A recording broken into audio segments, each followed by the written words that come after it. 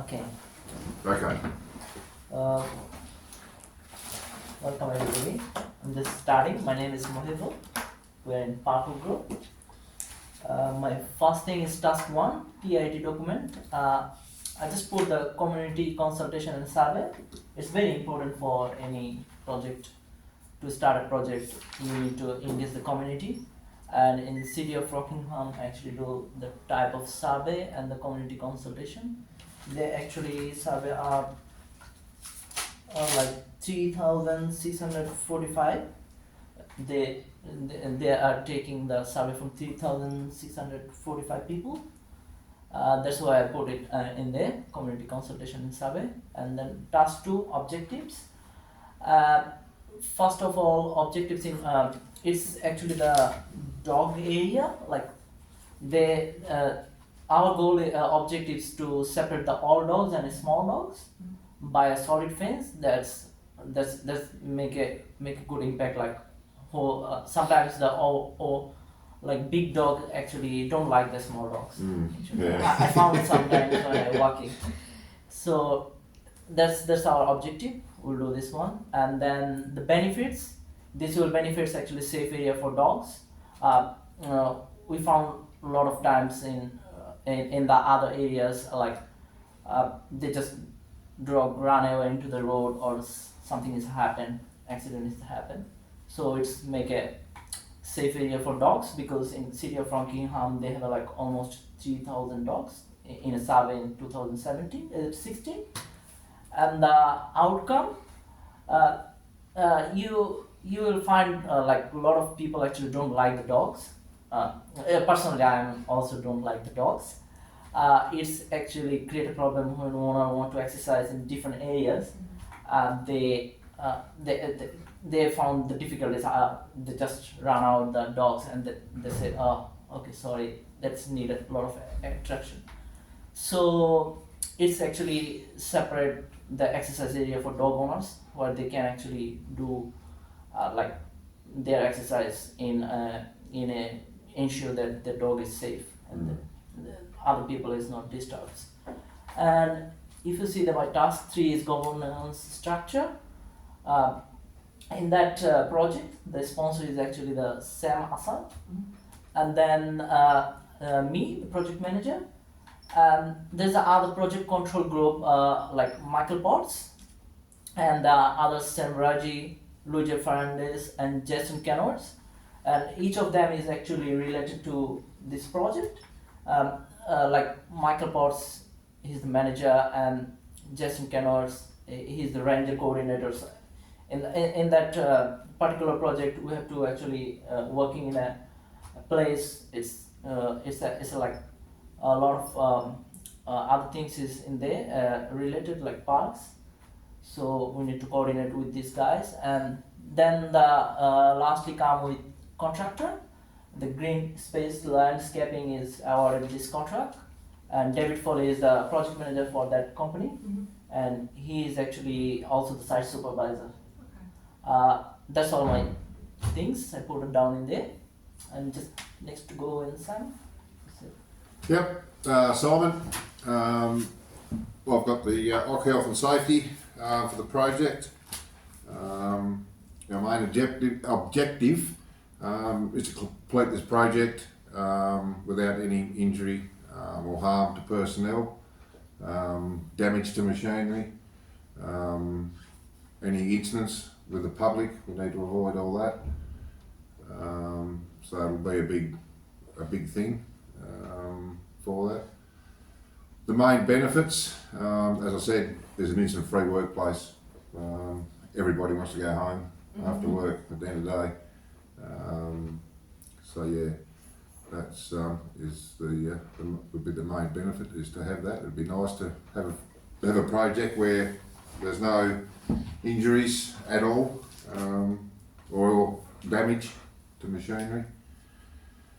The outcome, yeah, is to complete the project. Zero harm and zero damage. You just got to be drumming it into people all the time. As a priority. As a priority. Yeah. Like machinery, pre-starts on machinery to make sure they're not going to fail while operators are using them. Doing that different companies call them different things. Your take fives, your step backs before you do a task. You're identifying your hazards before you start your job. And if you think your job's not safe, you see your supervisor until it is safe to do.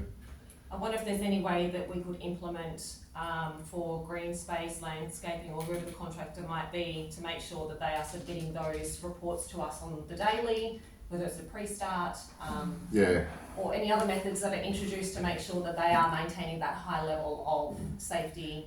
Yeah, it's like, with your pre-starts, they should be handed in every morning on machinery. They should be completed to say, yes, I've completed this pre-start of this machine, it's safe to operate for the day. Same as their take fives or the step backs, we can issue them with books, little booklets, just a little tick and flick book. They can look at their job they're going to do for the day, or if they do a different task, they do another one. It only takes a couple of minutes, and then they can see any hazards, and then them hazards can be identified before they start the job. And then everything can be handed in every morning. Okay. I wonder if there could be any like rewards. Sometimes when people go over budget with contracts, perhaps there could be a reward for 0 incidents on site to maintain that just constant confidence to keep doing the right thing and to keep on top of it. Yeah, we've had other times where we've used gift cards for safety awareness.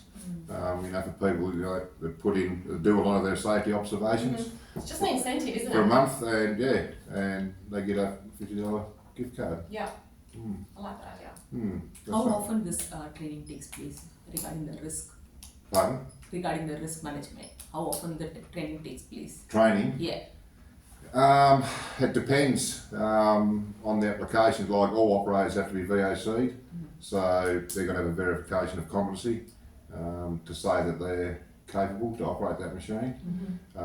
Usually once you have that, you've got it, you don't have to retrain for that. A lot of the tickets, once you have them and you still got your VOC, you're still fine to operate the machines, you don't need training. But things like first aid, that's another thing we'd have to look at on site, to make sure we've got plenty of first aid training across the group. And that's another thing that expires. We redo that, the CPR every 12 months. Okay. Yeah, in general one every 2 years. I believe that every time a new project would start, they would implement those risks and hazards and make sure there's a full assessment for every single site. And for new employees as well that are coming on board. You have all the inductions and all that to go through. So, but like I said, the main objective is to get everyone home safe at the end of the day. Number one. Yep. And your structure? Oh, sorry, I was in a daze. Yes, we've got Sam, who's our main sponsor, myself as project manager. I'm going to utilise David Foley from Green Space as my main supervisor on the job, and he'll be responsible looking after the project control group. Michael, is it Lisa? Yeah, and Sam. I've left the coordinator out at this stage. In my opinion, I don't think he's required. We already have Michael in there, who's basically the manager of that side of things. At this stage, so I'll leave the other one out. Who is actually contracting? Like project control group is directly contract to the supervisor or the project manager? Sorry? Who is communicating with who? Actually, Well, everyone in the project group, yeah. they report to David. David? Okay. They will communicate if there is any issue or something. Any issues they report to David. David reports everything to me. Okay. So that's why I've had it, like the sponsor to myself across to David. Even though he's with Green Space, he's very knowledgeable and a very good leader. So I'm going to appoint him as my supervisor for the job. And he'll oversee, like I said, the project control group, and they'll answer to him. Thank you. Hi, I'm Deborah here. I'm the project manager for this project Bayview Rivers dog exercise area. Here in the Rockingham, we have the area which is approx 3,000 meter square, where when the survey was taken, approx 96% of the public gave a feedback saying that they need a dog exercise area, which is beneficial for the community and as well for the elderly people and the disability people, and even for the people who are not willing to have, who are not comfortable with dogs, they can stay away from that area, and it will be a good place. Like the Baby Rivers dog exercise area was designed to maximize the open space and provide easily accessible for all the public who are having the dogs in their house. It is open for all small dogs and the big dogs, and the space which has been allocated is separated from the small and the big dogs, and that there is a shaded area and the water foundation which has been provided for the dog, and well sheltered places and the shaded areas. And when it comes to the objectives, this has been created to create a safe community place to live and recreate and work. When it comes to safe community, as mentioned in the scope of work, where all the community people are not so much of comfortable having dogs.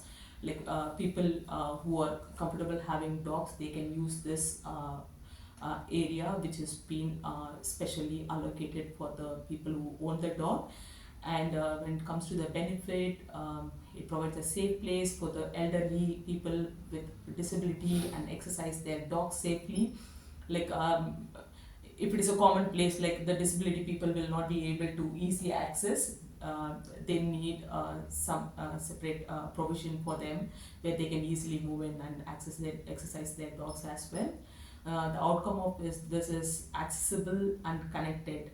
Like it's a easy access. One way it is an easy access, another way it is connected, where people who own the dogs, they can come there and they have a good connection among their community, and they can have good understanding about their dogs, about the different breeds, and it is another way to communicate with one another. And when it comes to the governance structure, the sponsor is Sam Azad, and project manager myself is the project manager, and I have a team which is project control group. Michael Potts and Lucia and Sam and Jason, they report to me as a project control group, and I do work along with the contractors, the green space landscaping, which is Mr. David Foley. Thank you. If you have any questions, you can.